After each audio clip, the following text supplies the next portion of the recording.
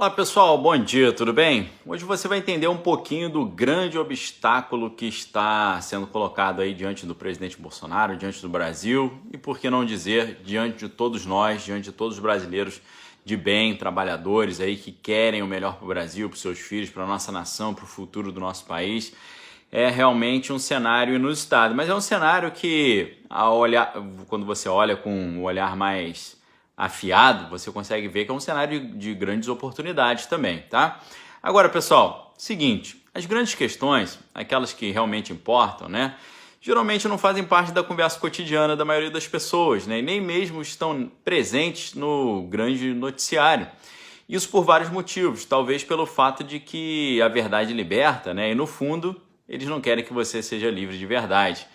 Uma sociedade bem informada nunca poderá ser facilmente manipulada, né? E manter o povo na ignorância é talvez uma das maneiras mais eficientes de garantir a continuidade do famoso status quo, ou seja, o estado de coisas, né? O dominador dominando e o dominado comendo poeira, né? Mas anestesiado, achando que está tudo bem, né? Porque foi cobaia de muita manipulação, de muita doutrinação e também alvo das estratégias de panis et circenses, né, de pão e circo.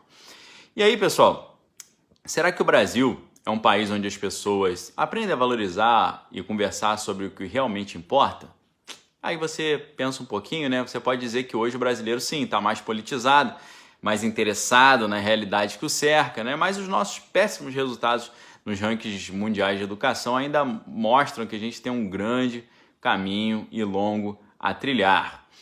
As questões que realmente estão movendo a política, a economia, as decisões estratégicas de hoje ainda permanecem, como se diz, sub rosa, né? Ou seja, debaixo da rosa, uma velha expressão latina para remeter à ideia de segredo, tá? Mas nesse vídeo eu gostaria de trazer aqui para vocês um tema que talvez tenha se tornado uma espécie de segredo, né? Um assunto meio apócrifo, meio críptico, né? Que talvez traga muitas respostas sobre o que está acontecendo por trás de toda a confusão e disputas que permeiam noticiários, debates acalorados aí que a gente presencia todo dia. Pode ser também que o assunto que eu vou apresentar hoje para vocês seja uma das bases dos grandes desafios que se colocam diante do Brasil de hoje, né? O assunto é segurança alimentar, tá bom? Segurança alimentar é qual a capacidade de um país de produzir os alimentos que ele precisa para que a sua população consiga comer, tá? É um tema que pode estar por trás até da disputa comercial entre Estados Unidos e China e até mesmo dos embates que a gente percebeu que começaram repentinamente, né, entre os estados e municípios contra o governo federal e contra o presidente Bolsonaro, né? Para isso, antes é importante a gente entender que não se trata de uma mera questão de comércio de alimentos, de produção. Não é só dinheiro, não é só ganhar dinheiro que está envolvido. Você já deve ter percebido que quando uma pessoa fica muito rica, né, muitas vezes ela deixa de tomar atitudes para ficar mais rico, né? Ela passa a se preocupar mais em aumentar o seu poder para que, aumentando o seu poder, ela possa garantir a manutenção do seu status, né? Ela possa continuar perpetuando a sua posição de destaque. Agora, imagina isso num caso de um país, né? Imagina um país extremamente rico e chega ao ponto em que ele não busca mais ganhar dinheiro, acumular, né? Mas que ele quer garantir o controle da situação, a fim de que o status quo, o estado de coisa, se mantenha.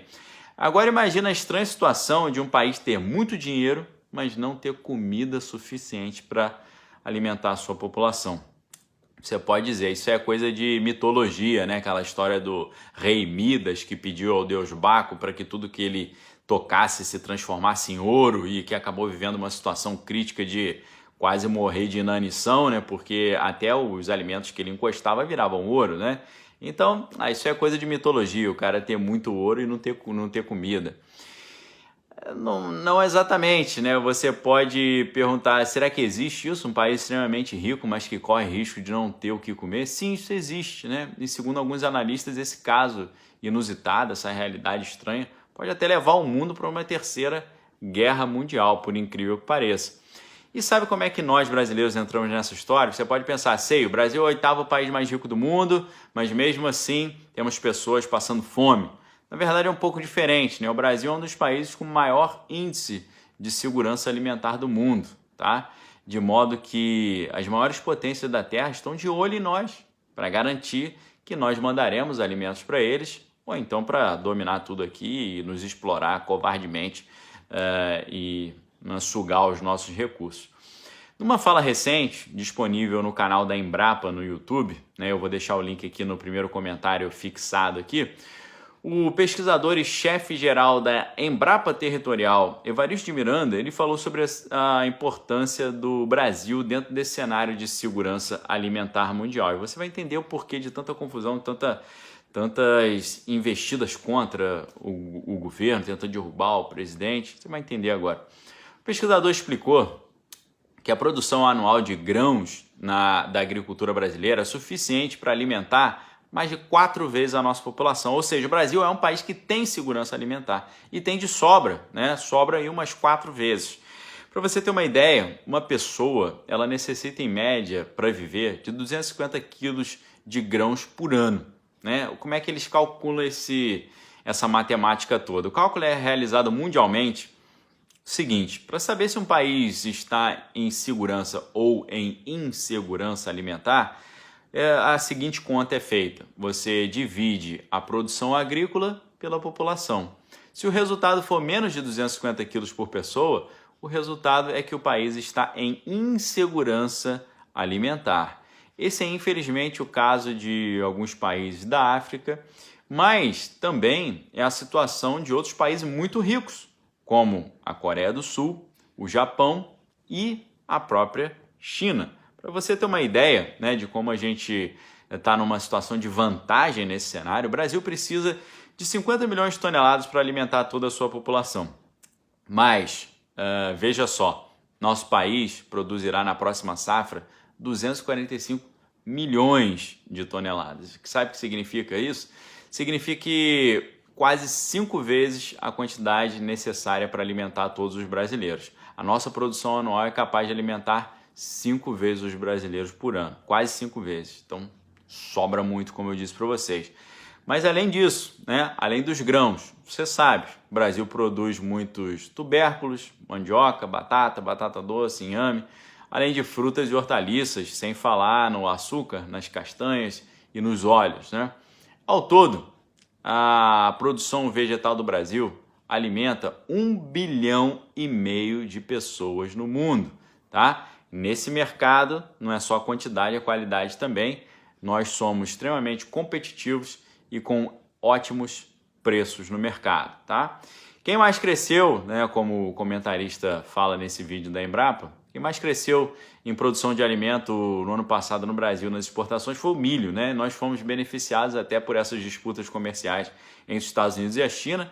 Isso abriu um caminho para a gente exportar 43 milhões de toneladas, né? Nos tornamos, talvez, ali temporariamente, o primeiro exportador de milho do mundo, tá? O Brasil já é um celeiro do mundo. A gente alimenta praticamente 20% da população mundial. E essa população que compra do Brasil, na sua maioria hoje, é composta pelos chineses. Ou seja, pessoal, o Brasil está numa situação de grande interesse internacional. E a gente tem que tomar cuidado, por um lado, para não nos vendermos barato, né? E também, por outro lado, para não deixarem que nos manipulem. Aí você fala assim, por que, Daniel, tem risco do pessoal tomar o controle do Brasil? Então, a gente tem falado muito sobre guerra híbrida, né? Guerra de quinta geração, né? Essas estratégias de guerra por procuração. Hoje em dia um país não precisa mais botar, como os americanos chamam, boots on the ground, né? As botas no chão, não precisa entrar e invadir um país. Existem os próprios agentes internos ali que fazem serviço por eles.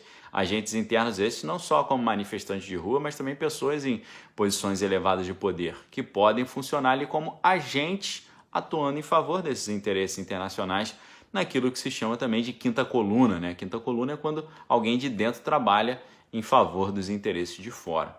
Então, pessoal, Estados Unidos, China, entre outros países, estão muito de olho, com um olho desse tamanho, em cima do Brasil, querendo que o Brasil se alinhe com eles para que eles possam garantir a sua, no final das contas, sobrevivência, né? Porque você ter muito dinheiro, mas ter uma população que não está devidamente alimentada, você não consegue controlar essa população, isso vira um problema seríssimo, tá?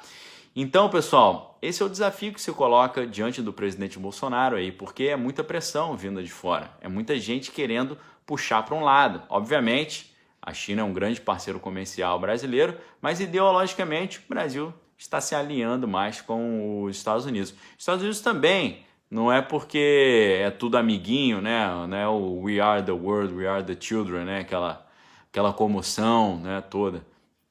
Tem interesses estratégicos, geopolíticos e econômicos, né? E no final das contas, da própria segurança alimentar.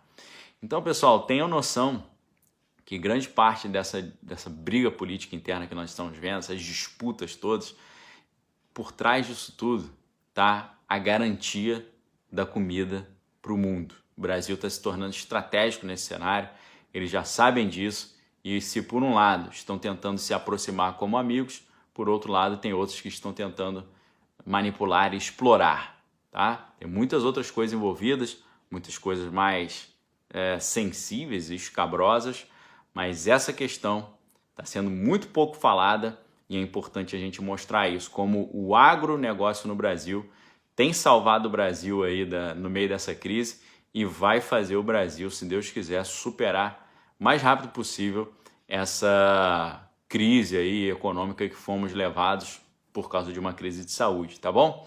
Então, pessoal, a gente tem que orar pelo Brasil, torcer pelo Brasil, orar pelo presidente e estar em constante vigilância, porque tem interesses mundiais aqui no Brasil tentando nos vampirizar e nos sugar, e para isso, obviamente, em prejuízo da própria população brasileira. Então, é um grande desafio, mas se a gente entende o nosso valor e a gente entende que estão querendo morder um pedação do nosso território, do nosso bolo, a gente fica um pouco mais atento e mais imune às astutas ciladas aí dos inimigos, tá bom? Fica essa reflexão. Se você quer estudar mais esses assuntos assim mais estratégicos aqui no canal, a gente tem o grupo específico, é o Direto do Bunker, primeiro link na descrição do vídeo. Você clica aí, se torna membro do canal Daniel Lopes, ali eu falo que eu revelo o outro lado da história, né? Que são todos os jogos de poder por trás, né? As forças atuantes, né? Mostrando como é que manipula-se o discurso, né? Como é que a gente é alvo de um monte de manipulação, uma espécie de blindagem contra a manipulação. O Direto do Bunker, todos os dias à noite, vídeos exclusivos aí, fica o convite, tá bom? Um abraço, fiquem com Deus, uma excelente semana, examine todas as coisas, retenha o que é bom. Valeu!